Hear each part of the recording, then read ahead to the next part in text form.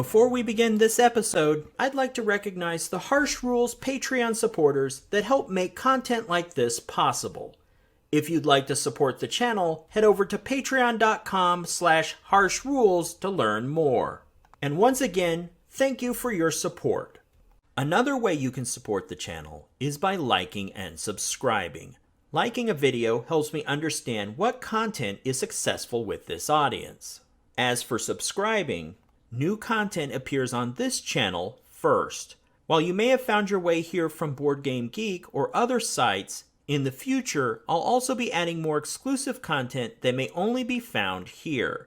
The best way to be informed when I upload new videos is to subscribe and click the bell icon for notifications.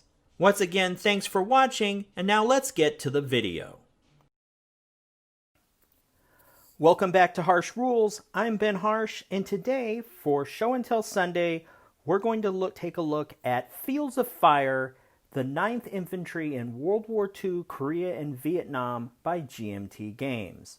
This is the second edition of this game. The designer is Ben Hull. You know, I'm already predisposed to like this guy because we have the same name. So this game was released in 2017. A number of people had emailed me and said that this was a game that they wanted me to look at. Right now, I've got a queue, seems like lined up for miles of games I'm trying to get to. Currently trying to finish up Fast Action Battle Series Volume 1 from GMT, The Bulge. And straight after that, we're heading into Holland 44. So this one is down the road a ways, but let's take a look. This is a solitaire game, and I only have a couple official solitaire games in my collection, and this is probably the newest one. Also, part of my interest is this covers Korea, which I have never played a Korea-era war game, as well as Vietnam. So right off the top, like the box art, we did not go with some stock image. We actually have some art here. Gives us an idea that this is probably going to be squad level combat at a solitaire level. So let's flip this guy over.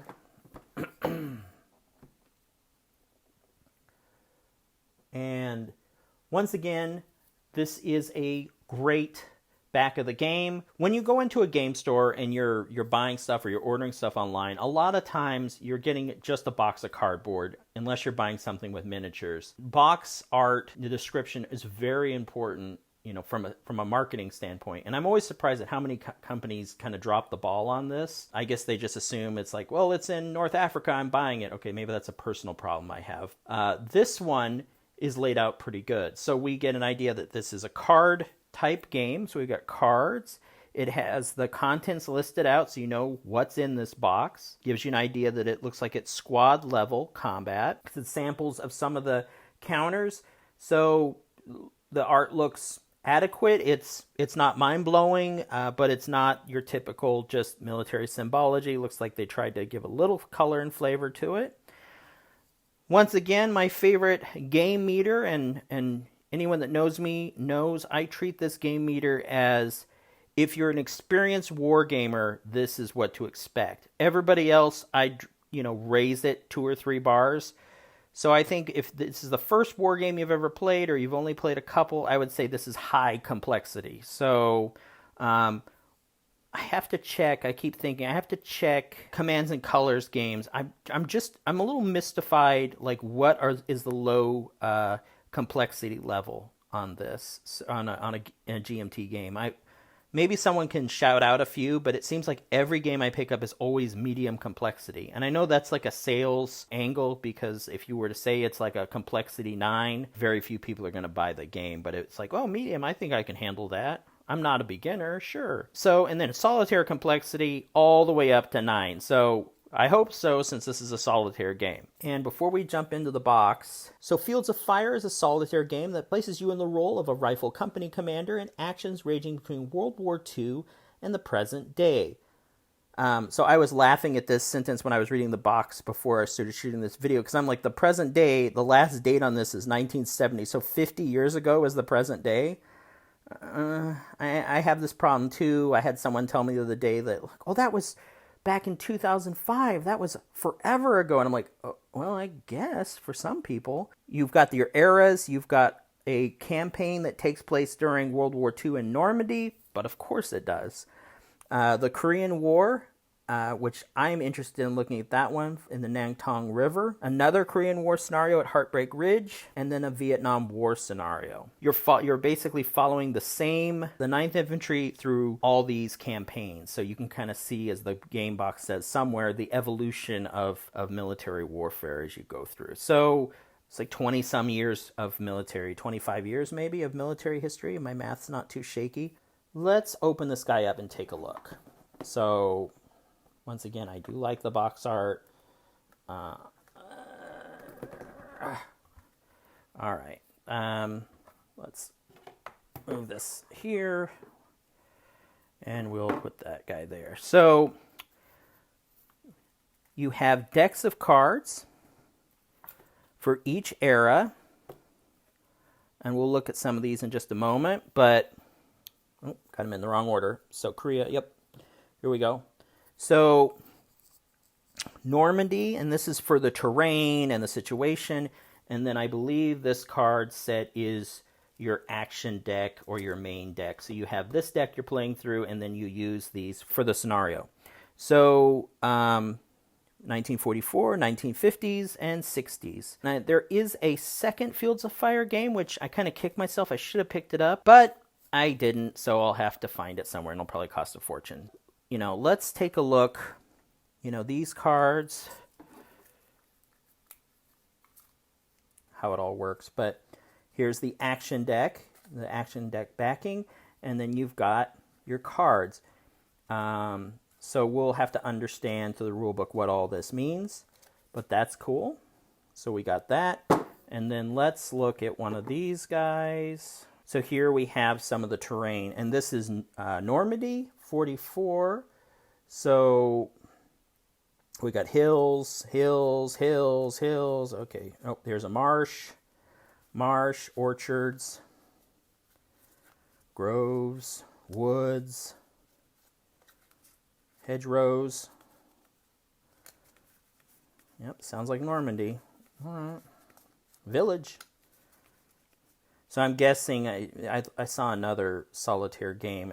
You must set these up and then you move into them, and it gives you kind of your map, as it were. Here's a farm. Cool. That's neat. And the cards are very nice. GMT cards, so we never have to worry about them, cheating on the quality. They usually do a good job, unlike some companies, which I won't name, that give you flimsy paper cards. Let's take a look. So here's Korea. So right away we got cemeteries, some Asian cemeteries. That's great. Let me flip this over. We'll do it the other way. Okay, so we got some hills. That's standard, and I guess the pictures are probably Korean hills. Villages. It's all. Here's a rice paddy, your staple rice brush. So you got definitely different terrain in here. Open, great. Rocky. Let's skip through this. Gullies. Embankments. Okay, so it definitely gives you a different feel for the terrain. Okay. Hills again, just different art. A rubber plantation, that's cool. Elephant grass, yeah. So rice paddies. Again, rice paddies, jungle, brush. Yeah, so here's some bamboo. I was going to say I'm waiting for the bamboo to show up. Here we go. Open, villages. Okay, a gully and a canal. So some similar, but there are some unique, terrain features for each era and each campaign. So now we have what this channel is all about. The rule book. Oh boy, it's a heavy one. So a briefing booklet. All right. So here is the Field of Fire rule book. Let's take a quick peek and see. Because, it's thick. This page is 64 pages of rule action. So here we go. Oh, at least we got pictures. All right. Wow. I wonder if the rule book's so thick because it has to do each campaign a little differently. Preparing for a mission. Yeah, it's giving you where you lay out the cards. Yep, here's some stuff. I mean, this is like almost a novel length. I mean, we're doing 60 pages after a while. I'm sure it's all necessary, but, you know, that's,